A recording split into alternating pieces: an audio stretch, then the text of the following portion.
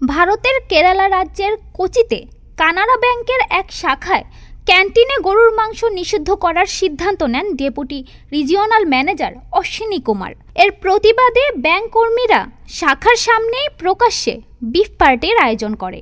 এই বিফ পার্টিতে ছিল কেরালার ঐতিহ্যবাহী গরুর মাংস ও পরোটা। ভারতীয় গণমাধ্যম জানিয়েছে, অশ্বিনী কুমার সম্প্রতি বিহার থেকে বদলি হয়ে আসেন এবং দায়িত্ব নেওয়ার পরপরই এই নিষেধাজ্ঞা জারি করেন। তার বিরুদ্ধে কর্মীদের হয়রানির অভিযোগও উঠেছে। Bank employees federation of India জানায়, খাবার খাওয়ার বিষয়টি ব্যক্তিগত স্বাধীনতা এবং তা ভারতীয় সংবিধান দ্বারা সুরক্ষিত। কেরালার কয়েকজন রাজনৈতিক নেতা ব্যাংক কর্মীদের এই প্রতিবাদে সমর্থন জানিয়েছেন।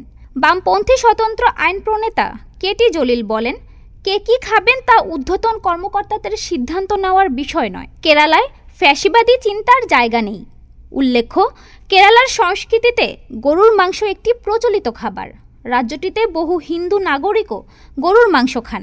এর আগে 2017 সালে বিজেপি সরকার গরু জবাইয়ের জন্য বিক্রি নিষিদ্ধ করলে কেরালায় তীব্র প্রতিবাদ হয়েছিল এবং তখন রাজ্য জুড়ে বিফ উৎসব পালিত হয়েছিল।